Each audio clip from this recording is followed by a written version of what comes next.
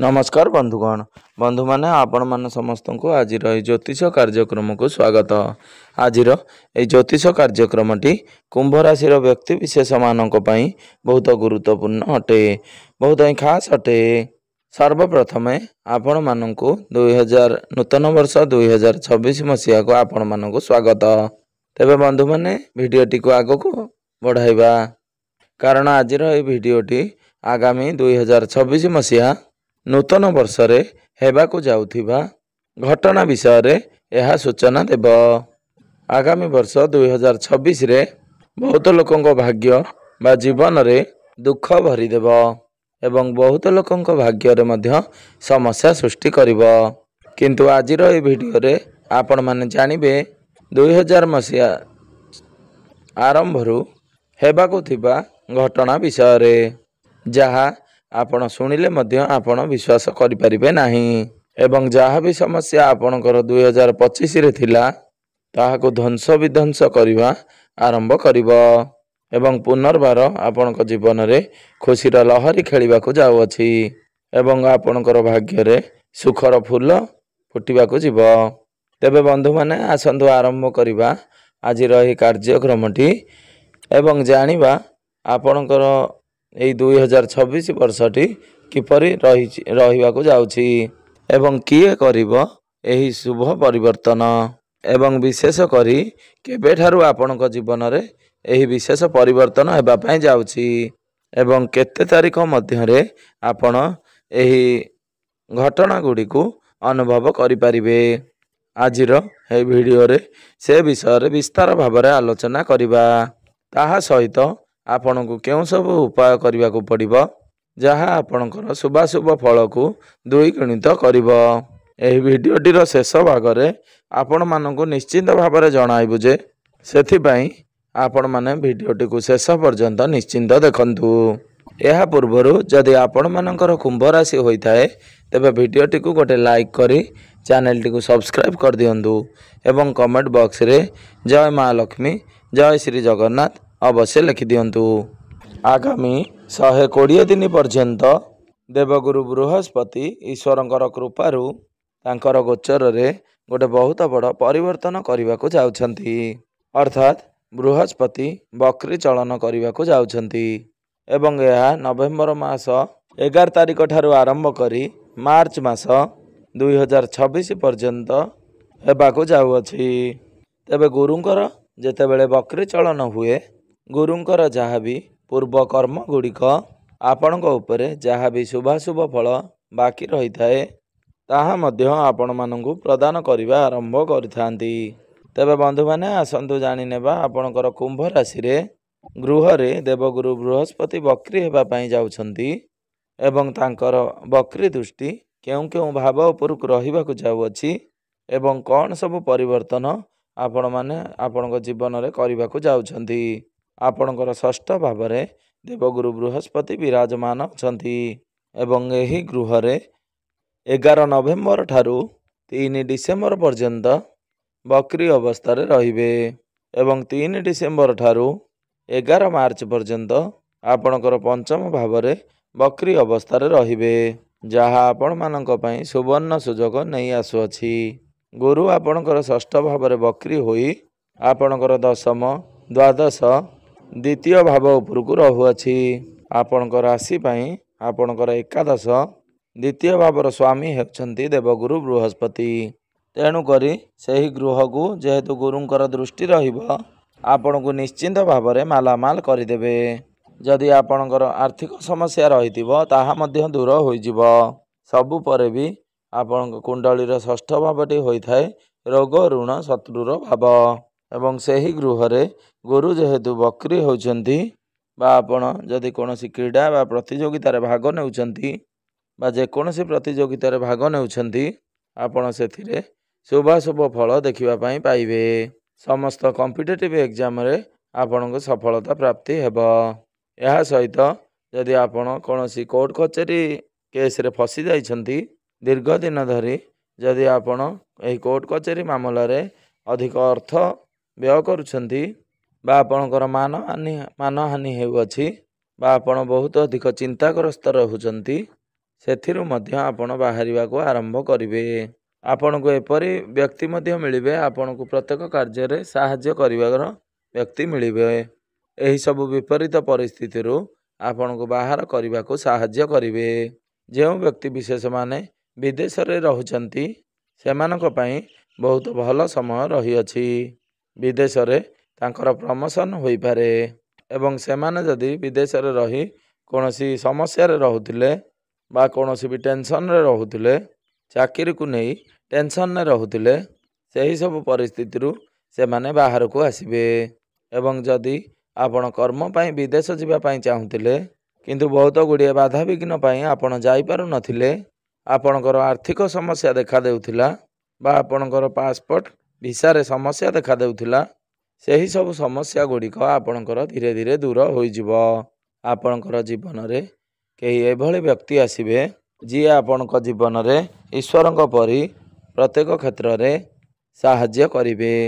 ତାହା ସହିତ ଯଦି ଆପଣ ବୈଦେଶିକ ମୁଦ୍ରା ଇନକମ୍ କରୁଛନ୍ତି କିମ୍ବା ବିଦେଶରେ ଆପଣଙ୍କର ବ୍ୟାପାର ବାଣିଜ୍ୟ ଅଛି, ଯଦି ଆପଣ ଇମ୍ପୋର୍ଟ ଏକ୍ସପୋର୍ଟରେ କାମ କରୁଛନ୍ତି କିମ୍ବା ଆପଣଙ୍କର ଯେକୌଣସି ଉପାୟରେ ବୈଦେଶିକ ମୁଦ୍ରା ଉପାର୍ଜନ ହେଉଅଛି, ସେଥିରେ ମଧ୍ୟ ଆପଣ ବୃଦ୍ଧି ଦେଖିବା ପାଇଁ ପାଇବେ।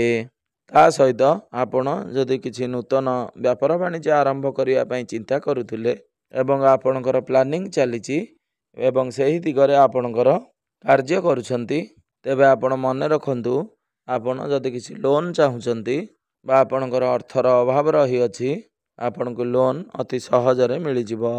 ଯଦି ଆପଣଙ୍କର ଲୋନ୍ ଦୀର୍ଘ ଦିନ ଧରି ପେଣ୍ଡିଂ ହୋଇ ରହିଅଛି ଏବଂ ଆପଣଙ୍କର ଲୋନ୍ ସାଙ୍କସନ୍ ହୋଇପାରୁନାହିଁ କିମ୍ବା ଆପଣଙ୍କୁ ମିଳିପାରୁନାହିଁ, ଆପଣଙ୍କର କାର୍ଯ୍ୟରେ ବିଳମ୍ବ ହେଉଅଛି, ଆପଣ ସେଥିରେ ମଧ୍ୟ ବଡ଼ ଶୁଭ ପରିବର୍ତ୍ତନ ଦେଖିବା ପାଇଁ ପାଇବେ।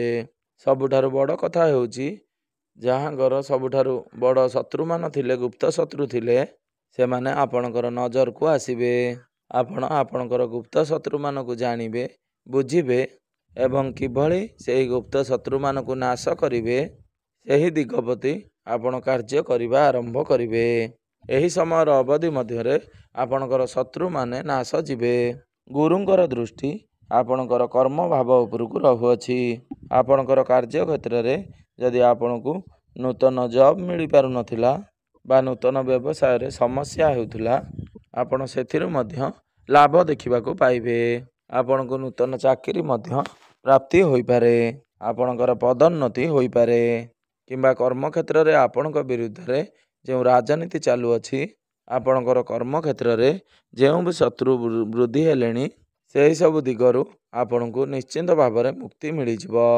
ଆପଣ ନୂତନ ଚାକିରି ପାଇପାରନ୍ତି, ଆପଣଙ୍କର ସାଲାରୀରେ ବୃଦ୍ଧି ହୋଇପାରେ, ଆପଣଙ୍କର ମାନ ସମ୍ମାନ ବୃଦ୍ଧି ପାଇବ, ଲୋକପ୍ରିୟତା ବଢ଼ିବ ଏବଂ ଆପଣଙ୍କୁ ଉପର ଅଫିସରଙ୍କର ସପୋର୍ଟ ପ୍ରାପ୍ତି ହେବ। ଏବଂ ଯଦି ଆପଣ ବିଶେଷ ଭାବରେ ସରକାରୀ ଚାକିରି କରିଛନ୍ତି, ତେବେ ଆପଣଙ୍କୁ ନିଶ୍ଚିନ୍ତ ଭାବରେ ଶୁଭ ଫଳ ପ୍ରଦାନ କରିବେ। ଆପଣଙ୍କର ପ୍ରମୋସନ୍ ସହିତ ଆପଣଙ୍କର ଇନକମ୍ରେ ମଧ୍ୟ ବୃଦ୍ଧି ହେବ। ଆପଣ ଯଦି ଏହି ସମୟ ମଧ୍ୟରେ କୌଣସି କ୍ଷେତ୍ରରେ ଇନକମ୍ କରିବାକୁ ଚାହୁଁଛନ୍ତି, ତେବେ ଆପଣଙ୍କୁ ଶୁଭ ଫଳ ପ୍ରାପ୍ତି ହେବ। ତାହା ସହିତ ଆପଣଙ୍କର ଦ୍ୱିତୀୟ ଗୃହକୁ ଯେହେତୁ ଗୁରୁଙ୍କର ଦୃଷ୍ଟି ରହୁଅଛି, ପୂର୍ବରୁ ଆପଣଙ୍କର ଧନକୁ ନେଇ ଯେଉଁ ବି ସବୁ ସମସ୍ୟା ଚାଲୁଥିଲା, ତାହା ଆପଣଙ୍କର ଧୀରେ ଧୀରେ ସମାଧାନ ହେବା ଆରମ୍ଭ ହେବ। ଆପଣ କରଜ ଶୁଝିବା ଆରମ୍ଭ କରିବେ ବା ଆପଣ ଯଦି କିଛି ପ୍ରପର୍ଟି ବିକିବା ପାଇଁ ଚାହୁଁଥିଲେ, ସେହି ମାଧ୍ୟମରେ ଆପଣଙ୍କୁ ଅର୍ଥ କିଛି ପ୍ରାପ୍ତି ହୋଇପାରେ। ଆପଣଙ୍କର ଯେଉଁ ସବୁ ବାଜ୍ୟ ଖର୍ଚ୍ଚ ହୋଇଯାଉଥିଲା, ଖର୍ଚ୍ଚ ଆପଣଙ୍କର ବଢ଼ିଯାଇଥିଲା, ଆପଣଙ୍କର ଇନକମ୍ ଠାରୁ ଖର୍ଚ୍ଚ ଅଧିକ ହୋଇଯାଉଥିଲା, ସେଥିରେ ମଧ୍ୟ ଅଙ୍କୁଶ ଲାଗିବା ଆରମ୍ଭ ହୋଇଯିବ ଏବଂ ଆପଣ ଅର୍ଥ ଶୁଝିବା ସହିତ ଆପଣଙ୍କର ସେଭିଙ୍ଗସ୍ ମଧ୍ୟ ନିଶ୍ଚିନ୍ତ ଭାବରେ ବୃଦ୍ଧି ପାଇବ। ସବୁଠାରୁ ମହତ୍ତ୍ୱପୂର୍ଣ୍ଣ କଥା ହେଉଛି, 3 ଡିସେମ୍ବର ଠାରୁ 11 ମାର୍ଚ୍ଚ ପର୍ଯ୍ୟନ୍ତ ଗୁରୁ ଆପଣଙ୍କର ପଞ୍ଚମ ଭାବରେ ରହିବେ ଏବଂ କୁଣ୍ଡଳୀର ପଞ୍ଚମ ଭାବଟି ହେଉଛି ଶିକ୍ଷା, ସନ୍ତାନ ଏବଂ ପ୍ରେମ ଜୀବନର ଭାବ ହୋଇଥାଏ। ଯେଉଁ ଦମ୍ପତିମାନେ ସନ୍ତାନ ସନ୍ତତି ଠାରୁ ବଞ୍ଚିତ ରହିଥିଲେ ବା ସନ୍ତାନ ପ୍ରାପ୍ତିରେ ବିଳମ୍ବ ହେଉଥିଲା, ଦୀର୍ଘ ଦିନ ଧରି ସନ୍ତାନ ପାଇଁ ଚେଷ୍ଟା କରି ମଧ୍ୟ ବିଫଳ ହେଉଥିଲେ, ଆପଣ ମେଡ଼ିକାଲ କିମ୍ବା ବିଭିନ୍ନ ପ୍ରକାର ଉପାୟ ଆବରିଲେ ମଧ୍ୟ ଆପଣଙ୍କର ସନ୍ତାନ ପ୍ରାପ୍ତି ହୋଇପାରୁନଥିଲା ତେବେ ଗୁରୁଙ୍କର ଏହି ବକ୍ରି ଚଳନ ଆପଣମାନଙ୍କୁ ସନ୍ତାନ ନିଶ୍ଚିନ୍ତ ଭାବରେ ପ୍ରଦାନ କରିବେ। ତାହା ସହିତ ଯେଉଁ ବ୍ୟକ୍ତି ବିଶେଷମାନେ ନିଜର ସନ୍ତାନକୁ ନେଇ ଚିନ୍ତାରେ ରହୁଥିଲେ ଏବଂ ସନ୍ତାନଙ୍କ ସହିତ ମନମାଳିନ୍ୟ ମତଭେଦ ଚାଲିଥିଲା, ସେଥିରେ ମଧ୍ୟ ଆପଣ ବହୁତ ବଡ଼ ପରିବର୍ତ୍ତନ ଦେଖିବା ପାଇଁ ପାଇବେ। ଆପଣଙ୍କର ସନ୍ତାନ ଆପଣଙ୍କ ପାଖକୁ ଫେରି ଆସିବେ ଏବଂ ଯେଉଁ ପିଲାମାନେ ଶିକ୍ଷା କ୍ଷେତ୍ରରେ ଥିଲେ ଏବଂ ଶିକ୍ଷା କ୍ଷେତ୍ରରେ ଯାହା ବି କିଛି ସମସ୍ୟା ହେଉଥିଲା, ଆପଣଙ୍କର ମନ ପାଠପଢ଼ାରେ ଲାଗୁନଥିଲା, ପରିଶ୍ରମ ଅନୁଯାୟୀ ଆପଣଙ୍କୁ ସେତେଟା ସଫଳତା ପ୍ରାପ୍ତି ହୋଇପାରୁନଥିଲା, ତେବେ ଆପଣ ଶିକ୍ଷା କ୍ଷେତ୍ରରେ ବଡ଼ ପଦକ୍ଷେପ ନେବେ। ଆପଣ କିଛି ଉଚ୍ଚଶିକ୍ଷା କରିବା ପାଇଁ ବିଦେଶକୁ ଯାଇପାରନ୍ତି। କିଛି ନା କିଛି ଶୁଭ ପରିଣାମ ଆପଣ ନିଶ୍ଚିନ୍ତ ଭାବରେ ପାଇବେ। ତାହା ସହିତ ଆପଣଙ୍କର ପଞ୍ଚମ ଭାବରେ ବିରାଜମାନ ହେବା ପରେ ଆପଣଙ୍କର ଭାଗ୍ୟର ଗୃହକୁ ପଞ୍ଚମ ଦୃଷ୍ଟି ଦେବେ। ମାନେ ଆପଣଙ୍କର 3 ଡିସେମ୍ବରରୁ 11 ମାର୍ଚ୍ଚ ପର୍ଯ୍ୟନ୍ତ ଭାଗ୍ୟ ଆପଣଙ୍କୁ ପୂର୍ଣ୍ଣ ମାତ୍ରାରେ ସାଥ ଦେବ। ଆପଣ ମାଟି ଛୁଇଁଲେ ମଧ୍ୟ ସୁନା ହୋଇଯିବ। ଆପଣ ଯେକୌଣସି କାର୍ଯ୍ୟରେ ହାତ ଦେବେ ଆପଣଙ୍କର ହାତ ଫାଙ୍କା ରହିବ ନାହିଁ। ଆପଣଙ୍କୁ ସମସ୍ତ କ୍ଷେତ୍ରରେ ଭାଗ୍ୟ ପୂର୍ଣ୍ଣ ମାତ୍ରାରେ ସାଥ ଦେବ।